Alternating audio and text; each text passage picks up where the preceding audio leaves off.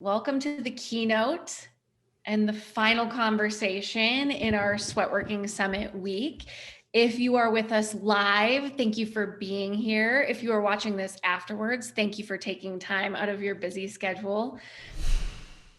We've spotlit Nicole. I'll spotlight myself too, so you can see both of us. We are going to be hearing from Nicole Cardoza. Nicole is in Austin, Texas right now. So if you haven't been following her on Instagram, follow her on Instagram. She has tons of calls to action for how you can help in Austin. She did something this week where she actually was matching donations. I don't know if you're still doing that, Nicole, because I feel like that would get very expensive at a certain point. But check out her Instagram. I'll put that in the chat in just a second. But before we get started and I shut up, I want to remind you guys that this is, or you all, that this is the Sweatworking Summit. It's our very final session. Nicole Cardoza is our keynote speaker.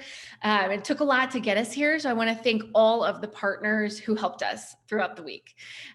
We have to thank Tonal, UFOs, Nix, Les Mills, Boone, Undone, Avrani, Wander Beauty, Curious Elixirs, August, R & Co, Tone House, Asutra, Mad Tasty, Wordiful, Half Day Brewing, Half Day CBD, Athletic Brewing, and Olive and June. And of course, Nicole Cardoza, who is with us. Before I toss to her, I want you to know what we are working with today. She is incredibly accomplished and very impressive. She's an entrepreneur, author, instructor who's passionate about reclaiming our collective right to be well. She encourages yoga and mindfulness practice for kids at Well Mental, a digital studio for youth. She invests in underestimated entrepreneurs in wellness through the Reclamation Ventures Fund and leads conversations on racial equity in the US at Antiracism Daily. Her first children's book, Mindful Moves, will be released March 30th. Is that still true, Nicole? Yep, it's available for pre-order and it comes out at the end of March. And with that, here is Nicole Cardoza. Hi, everybody. Thank you all for having me today. Also, thank you for being so patient with me this week. Everything has been happening here in Texas. If you are also experiencing what's happening here in Texas, I'm sending extra love to you, whether you're listening or here live. My name is Nicole Cardoza. My pronouns are she, her, hers. As I mentioned, I'm coming to you from Dallas, Texas, but this is land that was originally settled and occupied by the indigenous people of the Caddo, Wichita, and Comanche people. So I'd like to take a moment to honor their leadership and their stewardship and recognize the forced removal of indigenous communities throughout the legacy of colonization everywhere. And if you'd like, you can also, let us know in the chat what land you are coming from. And also, if you're just listening to this and you can't see me, I'm standing against a dark blue wall. I am wearing a dark gray shirt or dark red shirt, and I have my hair in braids. So I have been doing this work for a long time. I'm excited to be in a space like this because I feel like this generation has such a responsibility to steward the opportunity for us to be well, not just for those in this generation, but those that follow.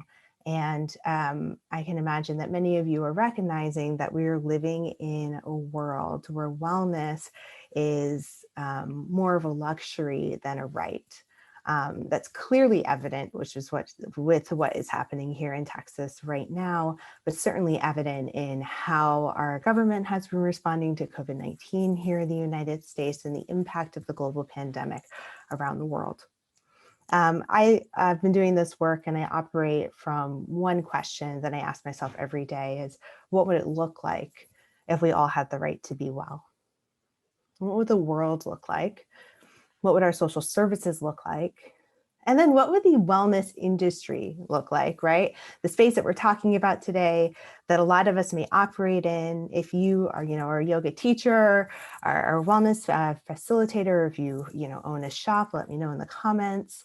We're looking to increase access for all of us to be well in an industry that is inherently unwell. And a society that is inherently unwell.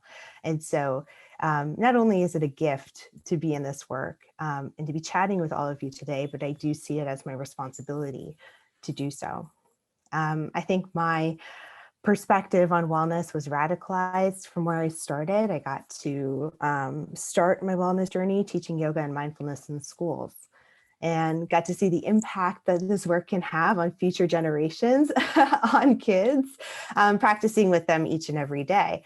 But I also got to see the constraints of bringing wellness into a school, into an institution, particularly in a, an underfunded school on the Lower East Side of New York City, where so much of the system and the way in which it was structured actually operated against the kids' well-being. Growing up, kids are often told to pay attention, but we rarely teach them how. And I think many of us as grown-ups may not have had that same opportunity to learn the idea of awareness and self-regulation because it wasn't prioritized in our classrooms. And so for me, that's what kind of sparked this work of what would it look like to, reshape this system, to create new patterns and behaviors that are responsive to the needs that we have for wellness, and not just things that can solve the symptoms. Although solving the symptoms is critically important, right? A lot of us are afflicted. Our emotional wellness, our physical wellness, our spiritual well-being is impacted by the world in which we live in. And we certainly deserve resources to alleviate those symptoms. And I like to think about that and taking it a step further is how can the work that I do, how can the work that we do, how can we show up in our practice actually change the system for good? Right? Eliminating the need for us to alleviate the symptoms that we see. And so those are the two spaces that I've been occupying. And I'll share a little bit of what I've learned. And I think that, as we go through both this talk and our work moving forward, it's always asking ourselves that same question. What would it look like if we were operating in a system where we already had a right to be well? How would that change our work? How would that change how we show up? So the first, I run a couple of different organizations because I'm really interested in finding different models and communities that can help answer this question. And so when I started building Yoga Foster, which is now Wellemental, our first thing that we looked at was how do we redistribute resources in order to make wellness more accessible? Because here's the thing is that we all have the resources. The resources are available for all of us to be well. The challenge is that they're inequitably distributed. That's an abundance mindset that I like to take when I do this work. Let me know if that resonates with you in the comments, or if you have no questions on that. But I've seen that, there is enough for all of us to be able to have access to well-being and wellness. What we need is to create models and systems and behaviors that help to redistribute those resources. So at Yoga Foster, which it was at the time, it's Wellemental now. At Wellemental, our first thing that we needed to do is understand how can we create, practices that can help alleviate the symptoms of how kids feel in the classroom, right? And how educators feel in the classroom and how parents can feel when they're engaging in the school system. One of the things that we found was really simple is that in order to facilitate a yoga and mindfulness practice in a safe and healthy way, we needed yoga mats, or at least offering kids a safer place to practice. Yoga mats are really helpful. I think many of us may know if you practice yoga, you don't need a yoga mat to do it when you're doing the physical parts of the practice, but in schools are particularly helpful. Schools have really hard floors. They're oftentimes not cleaned quite frequently. And it helps to create a physical space, an actual space with four corners that a child can call their own, that a child can associate with grounding down and taking deep breaths. And so not only did it have a use case from a physical perspective, right? Help with knees and have a cleaner place for kids' feet to go with socks on, but it also created space. It helped establish boundaries. It gave children a physical idea of the concept of agency. It was a way for us to identify something that's harder for us to understand, even as grown-ups, is the boundaries, the difference between the inner world that we carry inside our bodies and the world that is around us. It's really important for kids to understand because they're oftentimes operating in an educational system that is doing things to them, right? That they have little agency into. And so mats became really important to us. If you've followed our work, we've redistributed hundreds of thousands of yoga mats from individuals, from communities, from major brands, and resent them to schools. That was a really powerful way, just a very simple example to me of the abundance that is in our space because one, there's a lot of yoga mats. On average, every person that practices yoga owns 4 yoga mats. You know, they get one when they start practicing, they might get one for Christmas, they might go to an event and get one that has like a branded label on it, and then they might buy the one that they love. And most people that practice only use 1 yoga mat at a time, only have use for one. And so we knew that there was a lot of physical mats out there. There's also an abundance of care in our community, in the wellness space. All of us seem to care not just about social issues like access to well-being and the inequities in wellness. We also tend to be very environmentally conscious individuals, and there's an abundance of care there that changes our behaviors. So when we started having conversations about yoga mats and we said, hey, we'll take one of your gently used yoga mats, we'll send them to a school, people were like, this is great because I care about this issue. Because until recently, there was no way to fully recycle a yoga mat. And even that is a very limited, it has to be a certain kind of mat built in a certain way. And so as we continue to do this work, you know, that abundance of care, that community-based mindset to me is one of the most powerful ways that we can transform this space because it takes community care for all of us to be well. Otherwise, wellness can remain an individual practice with individual goals, right? If we operate off of the assumption that this practice is designed for one of us to wake up one day, for one of us to buy a yoga mat, for one of us to bring it home, for one of us to move around on our bodies, for one of us to drink our juices or take our bubble baths or whatever is right for your practice, it creates a relationship where we think that this industry, this work starts and ends with our body, right? That's inherently untrue. Even some of the most personal forms of your self-care can't happen without the community, right? It's easy to forget that, you know, I mean, we're seeing that here in Texas right now. I mean, it takes hundreds of people to make sure that we have the water that we need for our baths, to power the grid that gives us the lights for us to be able to lead our practices, to see, to charge our phones where we might stream some content, right? And when we start looking at those systems that hold those things in place that encourage us to be well, there's oftentimes a lot of inequity in people along the way that don't have the same opportunity. And so I like to think about the abundance of care, the abundance of resources that we have in this space. It was a really beautiful way to start our work at Wellemental. And it drove me to take a step further because as the organization grew, you know, I got it to see, we kept coming up against the system and what the system expects from wellness, how the system defines wellness. And I got to see that really firsthand as well by being a Black woman running an organization. You know, I'd love to hear how many other entrepreneurs are on this call, but entrepreneurship generally isn't an easeful journey for many. It can also be really challenging if you have a marginalized background or identity. So being a Black woman, running a nonprofit, also being young, came with all of its challenges. You know, I would walk into meetings and spaces where, you know, people didn't think that I was actually running my company. I remember once I walked into a room and they said that they were waiting for the founder to show up, and they assumed that I must have been there on behalf of the organization or on behalf of the founder, but it couldn't have been me, which still like blows my mind because I was the only person on the invite and the only person in the conversations leading up to it. But that tells you something about our perception of who would be running a national organization trying to make the world more well. And so it also made me realize like how interconnected all of this work is, right? Because I want to do work in an organization, like in a space that has such an abundance of care, and also sometimes has preconceived notions that are inequitable, that help perpetuate the system of oppression, right? That help perpetuate these boundaries and these challenges. It reminds me that I always have to take this work a step further, looking at alleviating the symptoms and changing the system itself. So that's how I got into starting Reclamation Ventures, which some of you may know about.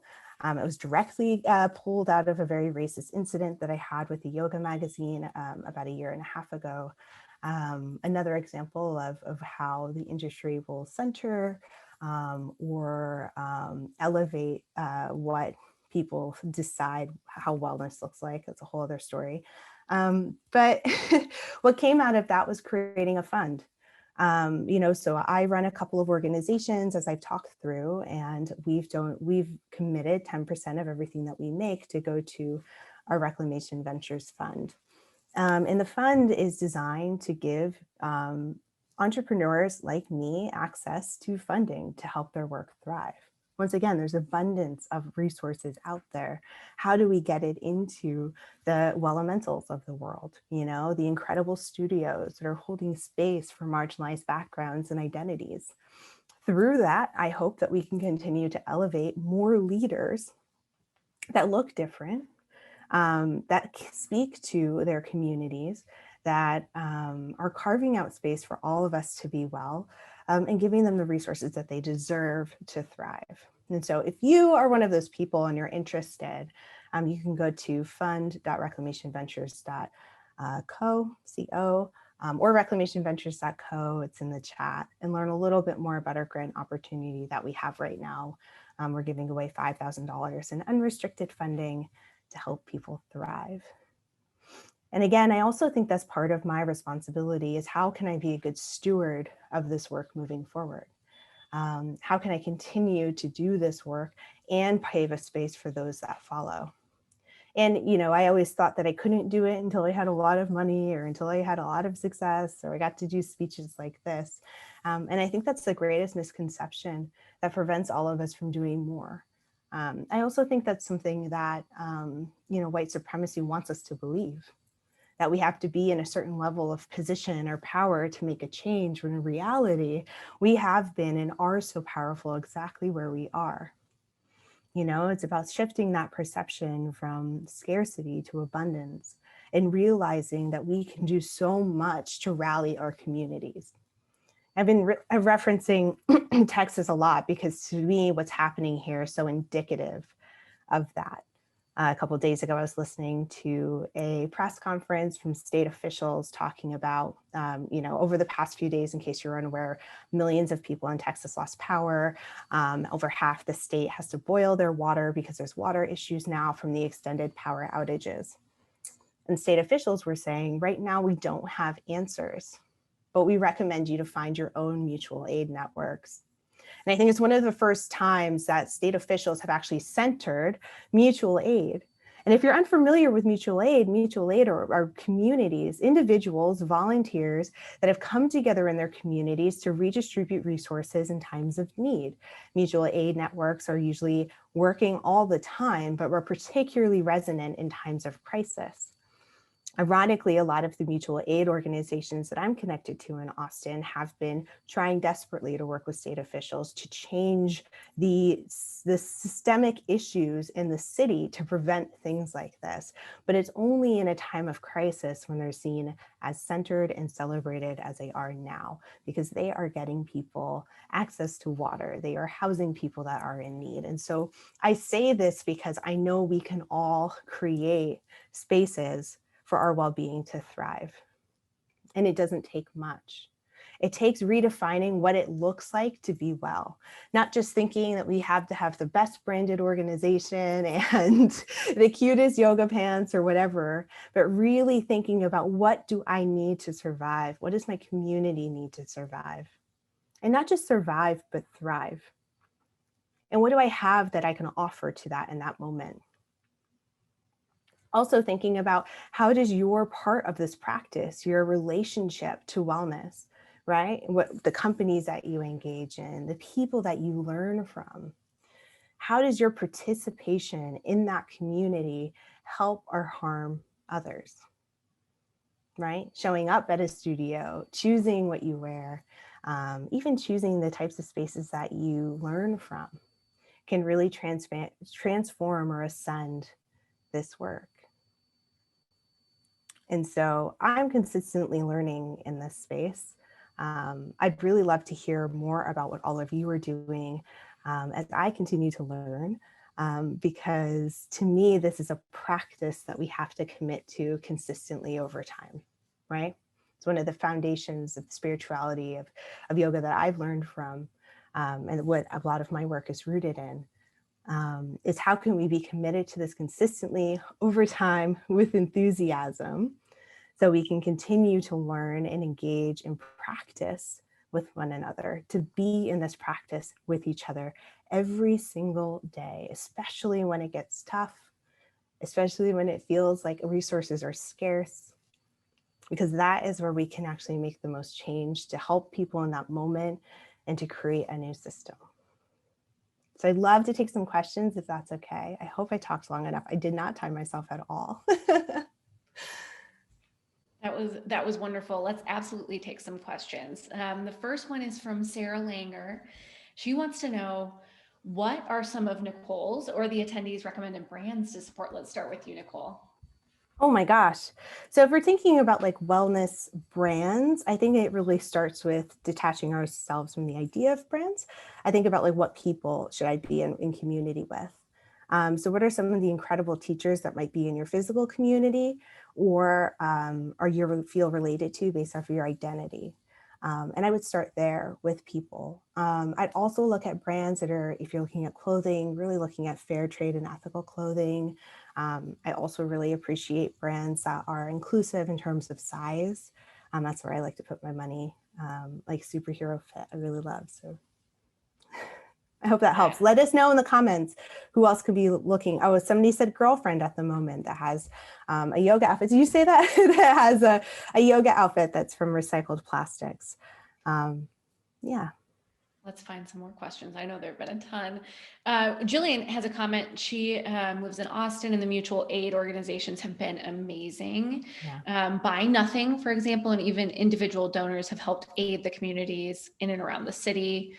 Yep. She agrees the local government has done very little so far. Yeah. I'm not trying to get into like, railing against Austin's local government, but they haven't done well. And I think what we as individuals need to remember, especially when we're talking about wellness, is that we cannot rely on the systems to take care of us as much as we can take care of each other.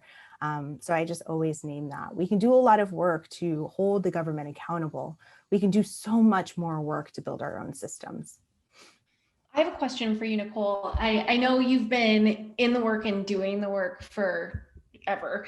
But also it has to be stressful at certain times to be taking care of yourself and your community. So what do you do to kind of stay centered as you're sort of caring for others and pouring out of your own cup so much? I think the first thing is just reminding myself that the change that I want to see most likely won't happen in my lifetime. So detaching myself from the results. It's the practice of non-attachment, mantra that I have for myself, is doing the best that I can every day, even when I don't see a difference. And that also helps me take time for rest, because I tend to just keep working and working and working when I don't see results. You know what I mean? I'm like, okay, if I just do something for an hour longer, I'll see these results that I want. And it's like, realistically, change takes generations. I think we're still benefiting from the civil rights activists and leaders that were doing this work from generations past. So that helps me. Turning off my phone helps. Tactical things like that. I'm sure. And I'm sure your DMs are a lot sometimes. A lot. I'm curious. Oh, we have a question here from Amy. She wants to know, when you were looking for yoga mat distributions, how did you reach out to others in groups for the mats? Yeah, we started with yoga studios. So we just went with where we knew there was the most abundance. My first yoga mat I got to get from Yoga to the People in St. Mark's, which is a donation-based studio that I practiced at over a decade ago. But they let me take a mat. I didn't own a mat and I was too broke to buy one. They let me take a mat that was left in the lost and found. And that was, to me, like the clearest example of abundance was that there's a lot of mats left over that people weren't claiming. So we had yoga studios host mat drives for us, which was really helpful. And then we expanded by working with larger yoga companies, yoga retailers. So what we just asked, like, what mats do you have? We found out that a lot of yoga mat distributors have to throw away mats that might be returned or are damaged in the process of production. And damage is like a very loose term because that might mean it's misprinted or the color's off. Not like there's anything wrong with the mat at all. It just doesn't align with what they'd want to sell. So I currently have a storage unit full of mats that I can give a home to. well, we can have a conversation about Yeah. that. And if you're looking, right now we don't have active yoga mat donation places because of COVID for a lot of reasons. It's really difficult to send mats to schools with COVID. It's difficult to collect them, but we are still figuring out how to redistribute mats so we can talk. And if you want to know, it's not on our website, just reach out to me. Excellent. Jenna has a comment. She is referencing your non-attachment from results. She said, that's a good way to think about it, but I wish more change could happen quicker to redistribute resources and have health equity. Yeah, I'm glad that you named that because there's two things, right? It's like you can use this idea that change won't happen for generations and you can like take that time off. I also think sometimes that's, especially from a founder perspective, that can be a harmful mindset because it says, okay, you can just work on things that'll have a long tail instead of looking at immediate needs. So something I try to say is like, how do you balance the vision with the view? Right? Like we might be working on something with a really idealized vision where we want things to be operating perfectly. And that can sometimes take people out of the work right now. Like, for example, if I wanted to create like a really great water distribution system in Austin, like I can sit and vision about that all day, every day. But right now people need water. And the idea of how we might do that in this moment might not be as easeful or as, as operationalized as you might envision. And so it does take, it's a lot to put on somebody, but there is that conversation about how do we do things now because people need things right now. And how do we keep our eyes on the longer tail vision? Melissa has a question about Antiracism Daily newsletter and your experience starting it and running it. Yeah. So I started the Antiracism Daily newsletter back in June. It's a daily newsletter that offers both what's happening today, what the current events are, and how you can take action. I think action items are oftentimes left out of traditional news sources, and that made me really frustrated, particularly when George Floyd was murdered back in late May. I started it then because a lot of people were reaching out in my community asking, how can I help? Right? As somebody who's been doing this work for a while in philanthropy, I had this huge racial experience with Yoga Journal. I have a lot of people that follow me on social media and a lot of them are white. And so a lot of people were sending me messages saying, what do I do in this moment? Where can I help? And I'm like, with a lot of this work, as I mentioned, it's not just a one-time thing. We saw that in the moment. A lot of people respond to racism from a very reactive state. They want to do one thing and check it off and move on to alleviate their own pain, right? And provide immediate support. And I was like, this needs to be a practice, just like everything else. And I know so many people that follow me are in the wellness community and they are, meditating every day and getting on their yoga mat and they have their practices. This needs to be that. So I said, instead of doing just one thing, I want people to commit to doing one thing every day. And I always just said, I'll send an email to you every day with things to do. So, our first thing was looking at not just how important it was to donate to bail funds in those moments, but to also help to end cash bail. Right? Looking at how do we change the symptoms that are in front of us and then how do we change the system? Because just donating millions of dollars to cash bail will not change the criminal justice system and the inequities in that. So that's how I started it. Right now, we have about 250,000 subscribers. We also have, I see in the comments, 28 Days of Black History, which is a similar newsletter, which we're just doing for February, which is more of a guided, curated exhibition through some of the greatest works created by Black people throughout time. And that's it. I mean, the experience has been really challenging, right? We have a daily deadline. Now in February, we have 2 daily deadlines. I'm scaling a team to support, which is really exciting. So we can keep that practice going. Thanks for sharing that. Brittany has a question about COVID. How else has COVID changed your mission and mindset?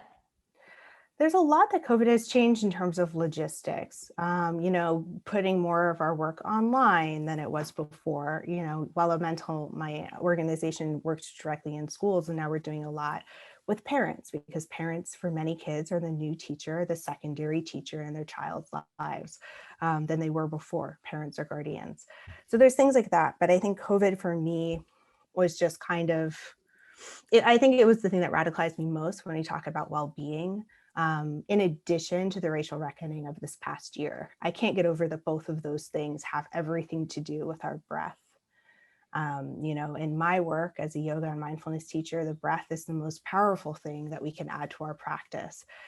Deepening our breath when we're in times of stress, taking time to breathe, learning new breathing techniques and all of that, right? But we live in a system this year where our breath is toxic. My breath, my exhale could kill you if I had COVID, right? We're wearing masks to minimize our breathing around one another. And we consistently have a law enforcement that we support in America that takes away Black men's right to breathe. I can't breathe was another thing that we heard said again this year after the injustices that we've seen.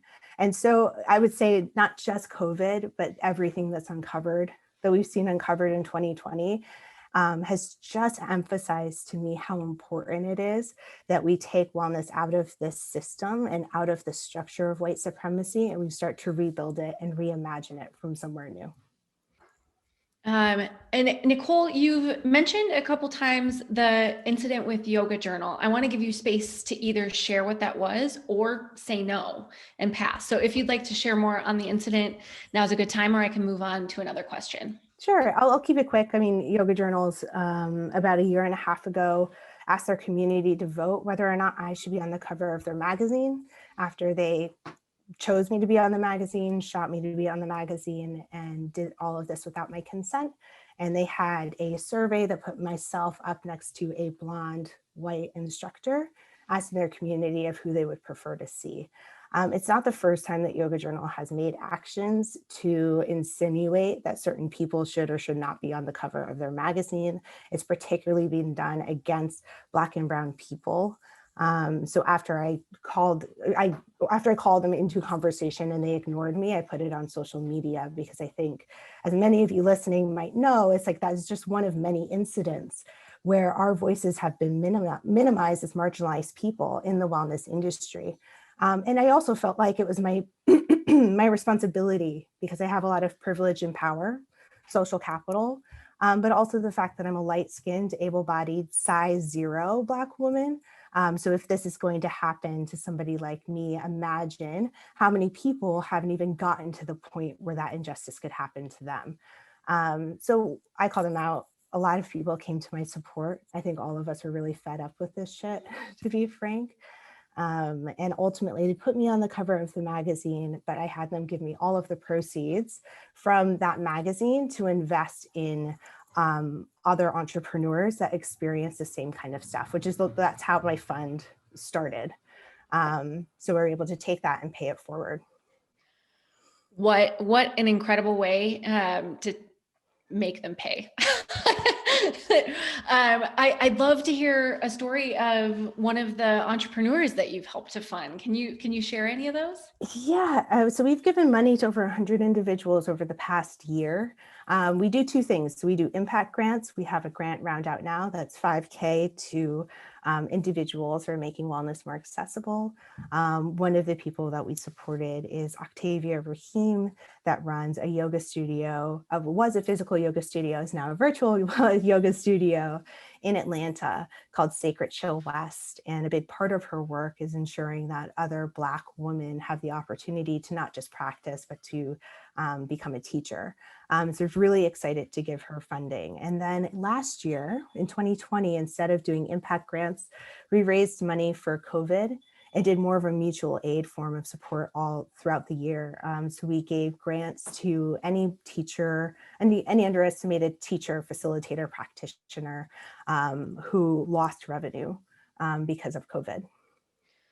That's incredible. And I want to make sure everyone who's here with us right now knows that we have Nicole we'll ask probably 10 more minutes of questions. So make sure you ask your questions now so I can get them to her. Yeah. And Jenna had another question. She wants to know, beyond yoga mats, how can we help redistribution of resources? Oh my gosh, there's so many things. The first thing I would think of is time is oftentimes our most abundant resource because we can do a lot even if we don't use much of it. So I would say if there's wellness practitioners that you really love or wellness leaders that you really love, make sure you're following them on social, like and comment and save their stuff. I know that might sound simple, but it can make a huge impact. Giving money is great. Consider that wellness and well-being is mutual aid in your communities. It's access to water and shelter and housing as much as it is access to a practice. Volunteering in the same respects can be really critical. And then you're already spending money, you're already spending time, you're already spending energy in spaces around wellness. So see what you can shift to make a greater impact too. So was it just a general question, right? Not just mine, right? Not just like my work? It was general, but would love to hear any ways we can support your work too. For my work, I feel really resourced. I think the greatest thing is amplifying the work that we have with the people that may need it. So if you can read about our fund and the grant opportunity that we have now and share that with somebody who's inspired you, we'd love to hear about their work and hopefully we can support them. If the Antiracism Daily, that's a free daily newsletter that's available for anybody. So you could obviously sign up for yourself or encourage others that might need to be a part of that conversation to be a part. That's at antiracismdaily.com. I saw it in the chat. Let's see. Akia had a comment for you. She said, I love it. Thank you for doing it in reference to Antiracism Daily. It's so wonderful to start my day reading it. Also, she loves your 28 Days of Black History. Thank you. 28 Days to me is a really special place. I created that because I wanted to dive into more of Black history. We particularly focus on Black disabled and Black LGBTQ history in that one. So I've personally really enjoyed it. I tell people I did it really for myself. But the Antiracism Daily is also a great way for you to become more active. If you're looking for more ways to learn how to redistribute resources in your community and get more engaged, because there's an action item every day. It might be political, it might be donating, it might be signing a petition, it might be, questioning or being in inquiry with your own identity. So amazing. Amy Gums wants to know what's on the horizon for your work. What's next for you? There's definitely going to be a time in my work in the next few years that I'll carve out more space intentionally for rest, where resting will be the first thing on my list. That is definitely something I'm feeling after being in heavy launch and pivot mode over the past 2 years. So that's on the horizon, and it's a big part of my work because I won't be able to do it without it. We're also scaling our fund. So right now we have 4 different impact grants scheduled for the year, but pretty soon you'll hear about more funding opportunities and more investments that we're making, which I'm really, really excited about. Amazing. I want to say that I was personally impacted by your rest over the holiday. I think I got an out of office from you that said, I will be taking rest that I need to do the work. I saw that and I was like, yes, I will be taking rest I need as well. So I just wanted to say thank you for doing that and for making it public as well. Course, yeah, it was a big deal. My team all took off 3 weeks, and I thought that was really important to do, not just for myself, but to model it for the people I work with, because I don't model it well for myself, and so I've really tried to be mindful of that as quickly as our organization is growing. So Shayna has a question. She wants to know any advice for new entrepreneurs or people who are just wanting to start their journey. the biggest thing is to start. If you're waiting for the right moment, the right infrastructure, the right brand name, none of that's going to come. At least for me, like I've never felt like I was like, it's the right time to start something. It's just what's necessary. So I would say start it. You know, if you're working a full-time job and you can commit a half hour a day, you'll be surprised about how much you can do. The second thing is not try to be like anybody else. It's really easy to feel like your entrepreneurship journey has to look like what's celebrated. Often what's celebrated comes from significant power and privilege that is not available to everybody. I don't know you or your identity, but that was a big thing for me. I thought that I had to have everything as nice as people that had a trust fund and $2 million in a seed round without a deck kind of thing, which wasn't true. The biggest thing I think that's happened with COVID right now too is that we're all looking for authentic ways to connect with one another. I think we're going to see a shift away from like very sexy wellness brands that we used to see to people being really excited about joining somebody on an Instagram live that has no website, that you send somebody a Venmo. And I'm really excited about that. So just do it. That's what I'd say. Do the thing, Do the Shayna. thing. Erica had a comment, and I want to pivot it into a question too. Erica is really appreciative of Antiracism Daily, and she really appreciates the action items. How important was it to you, Nicole, to make that actionable every day? And do you ever have to reach for the action item? Critical. So I actually start with the action item before I do the work. Everything else in the email after the action item is secondary to me, because I think it's easy to be a passive part of, of this generation. It's easy to be passive when you're reading the news and think, oh, this sucks. I hope somebody fixes it, without realizing that that person is you and me and us. Like all of us need to be engaged in that. So if you get the email, you'll see the first section is the action item. And then after that is the article. And I have people that say like, I'm so sorry, I didn't read it, but I took action. I'm like, that's all I care about, really. I hope that you learn from it. I hope you get the historical context. We spend time writing it, but the action is the most important thing. Because I think it's important for us to recognize that we have a role to play. And it's important for us to recognize that these little actions make a difference, because the only way we got to where we are a consistent set of repeated micro actions over time. You know what I mean? That's the only way that white supremacy is upheld. It's the only way that companies are able to thrive and scale, is not just this one-off thing. And so the only way that we change is by changing those actions. I love that. And the words we think as well are so important too. Is there a question we can kind of ask ourselves to continue to check our own privilege? Yeah, it's like I would always ask, like, how if a thing is new to you, like if a conversation or an event is new, an issue that's happened, controversy, if that's a new conversation to you, I always say, like, ask yourself why. Like, what privileges were you granted in your life to not know about that? I didn't have a clear understanding of how cash bail worked until a couple of years ago. And that's such a privilege for me, because there's not that many people in my family that have directly been impacted by the criminal justice system. I haven't had to navigate that on a firsthand basis.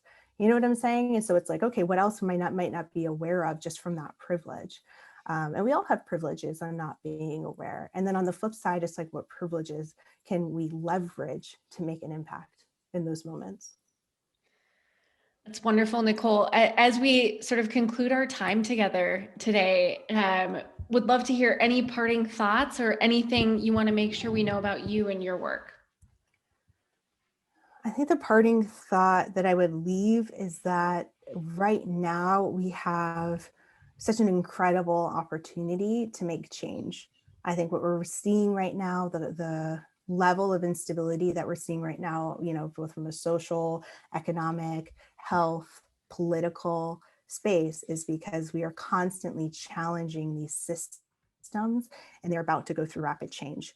That change can go one way or the other, which people need to remember, because there's a lot of actors right now that are taking actions that might not agree with how you want to see the world change. And so know that there's hope in there. Know that when there's that much space, or there's that much friction, that energy can create change, right? And this is the time to be reestablishing and reimagining the world that we live in. So I say that, and I say start small, start in your community, not just where you live, but the people that you feel connected to, who's your family, even if they're all across the world, even if you've never met them before, start there. I love that. I was writing that down. When there's that much friction, energy can create change. Yeah. We're so grateful, Nicole, that you were here with us, that you closed down Sweatworking Summit. I'm so excited. Thank you. Thank you for being here. I want to invite everybody who's here, who feels comfortable, to come off mute and just say thank you to Nicole. Oh, thank you. I'd love to see you all. And I just realized I can see a couple people in this gallery. Yeah, we can go into gallery view if you want to show your cam. And then I'll count to 3. Why not? I'll do it for us. 1, 2, 3. Thank you. Thank you. Thank you.